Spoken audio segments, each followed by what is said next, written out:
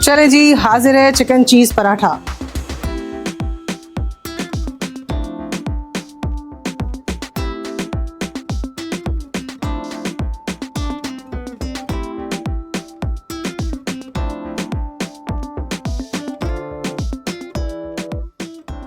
This is Karachi kitchen कहानी। मैं हूं किरण साहब। अच्छा जी, आप लोगों ने थ्रू आउट रमज़ानों में और ओवरऑल अगर मेरे सोशल हैंडल्स पे अगर आप लोग हैं फेसबुक और इंस्टाग्राम, तो आपने देखा होगा कि कराची किचन कहानी के पराठे तो खूब चलते हैं। तो जनाब, मैंने आपको लच्छे पराठे और फ्रोजन पराठे भी बनाना सिखा दिए हैं। तो ये एपिसोड मेरी आज खास तौर से उन मेरी होम शेफ बहनों के लिए है जिन्होंने मेरा चैनल सब्सक्राइब इसलिए किया है कि वो कुछ हमसे सीख सकें, वो टिप्स सीख सकें, वो तरीका सीख सकें जो मैं अपने कारोबार में मतलब कर रही हूँ कारोबार में। तो मुझे कुछ बहनों ने कहा था कि चिकन पराठा बनाना सिखा दूँ, तो आज वो मेरी बहनें एंड तक साथ में रहेंगी, बल्कि और सब भी। तो एंड तक साथ में रहेगा कि किस तरह से पराठे बनाए जाते हैं, किस तरह से उनको सेमी कुक करके उनको फ्रीज किया जाता है और किस तरह से इसमें स्टफिंग वगैरह भरी जाती है। ठीक है, कमर्शियल लेवल की रेसिपी है, आप ज़रूर देखिएगा एंड तक। ऑर्डर चले जी, पराठे का ऑर्डर आ गया। अब हम तैयारी शुरू कर रहे हैं। चिकन पराठा, ये हमने चिकन ले ली है। ठीक है, ये 1 पाव चिकन थी, इसको मैंने बॉईल कर लिया था नमक और अदरक लहसुन के साथ, और उसके बाद इसको हमने इस तरह से श्रेड कर लिया।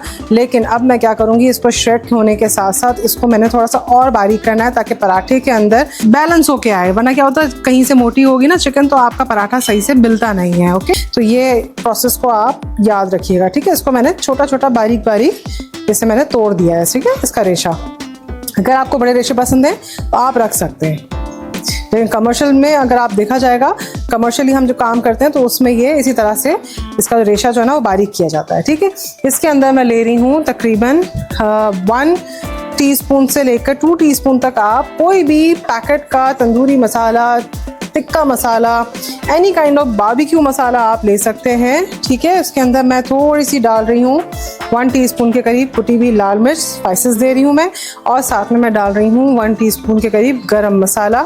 ठीक है, और साथ में मैं डाल रही हूँ इसमें 1 अदद हमारी चॉप्ड प्याज है। ठीक है, बारीक चॉप्ड कर ली थी हमने, और इसको हम मिक्स कर रहे हैं।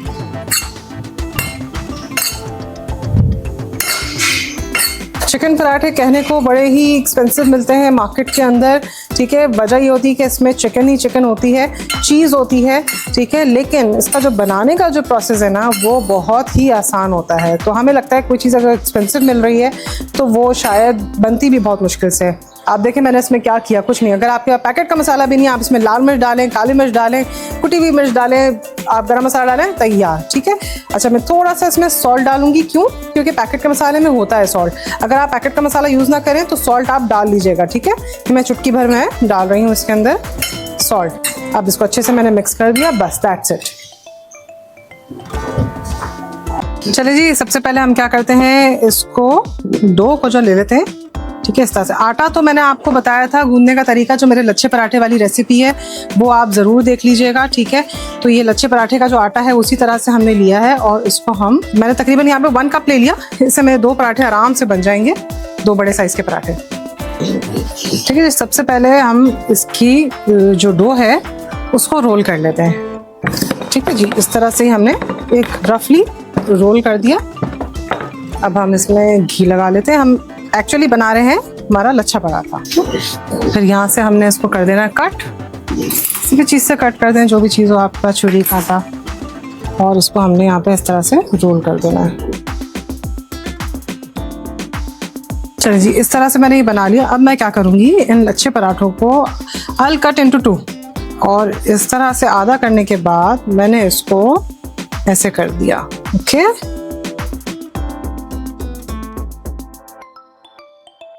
अच्छा, इसका आपने जब थोड़ा सा आप मीडियम साइज का अगर आप कर लें तो आपने इसके एजेस को ज़्यादा रोल करना है। ठीक है, क्यों वो मैं भी आपको बता दूंगी। इस तरह से हम फिर एक दूसरी भी तैयार कर लेंगे। अब हम यहाँ पे हमारा डाल रहे हैं जो चिकन है, वो यहाँ पे चिकन की स्टफिंग अच्छी करनी है, क्योंकि हम जब रोल करेंगे तो ये अच्छे से स्प्रेड हो जाएगा। ठीक है, इसके बाद हम इसमें डाल रहे हैं हमारी चेडर चीज़। अब चीज़ तो जाहिर सी बात है जितनी भी डालें बुरी तो लगती नहीं है। ठीक है, हमने चेडर डाल दी थोड़ी, और थोड़ी हमने इसमें मोज़रेला डालेंगे।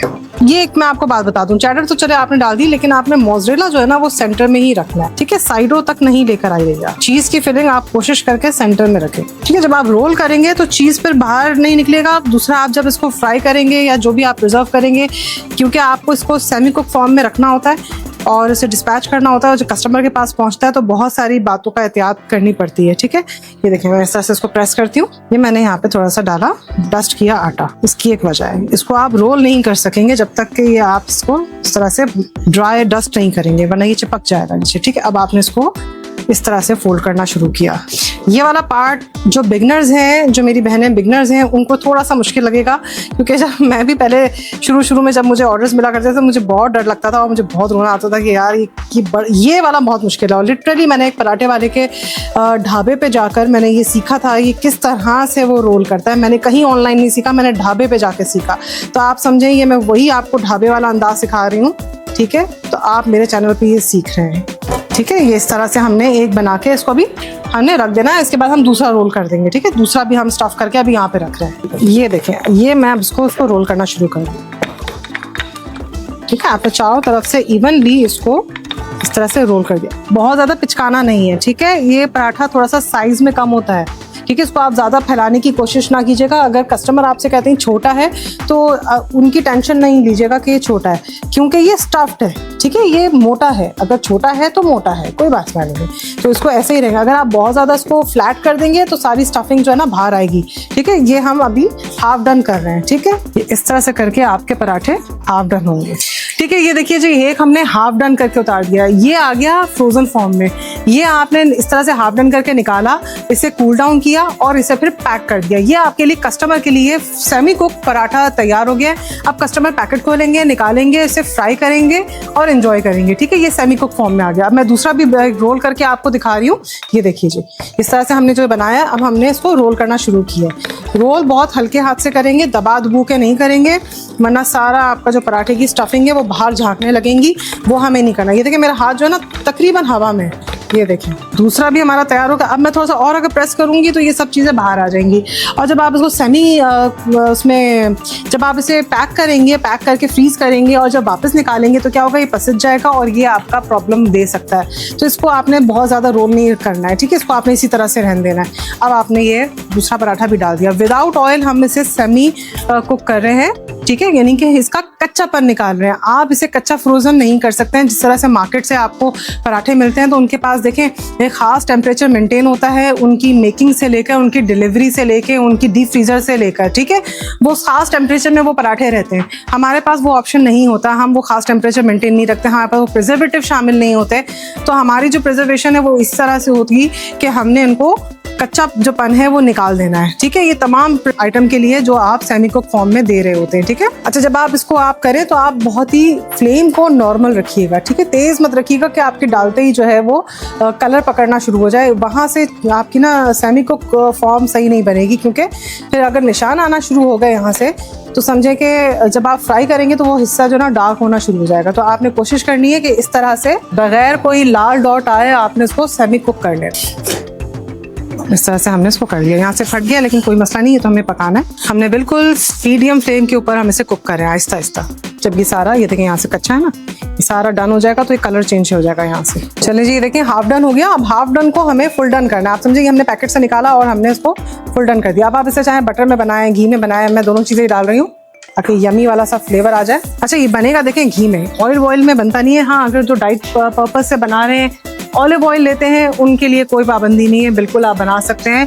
लेकिन जो बच्चों के लिए है आप उसको प्लीज़ बटर में बना के दें, देसी घी में बना के दें। हाँ, मैं अपने घर वालों के लिए जो पराठे बनाती हूँ वो देसी घी में बना रही होती हूँ, ठीक है। और जो डाइट वाले हैं वो तो जनाब सुलेमानी पराठा ही खा लें, यानी कि इसको डायरेक्टली ऐसे सेक लें। ये देखें कैसे ज़बरदस्त, ठीक है। इसके एजेस को आपने इसको फ्राई करना है और ये आपने हल्की हल्की आँच पे करना है, ठीक है, ताकि चारों तरफ से ये सिक जाए।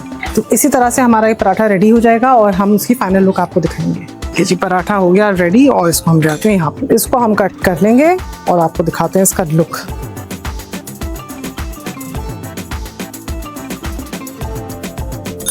चलें जी, चिकन चीज़ पराठा ऑर्डर तैयार है। अब आप भी बनाइए, फैमिली के साथ एंजॉय करें और जो मेरी बहनें इस कारोबार में है उसको बना के सीखें और आप भी ऑर्डर्स लें।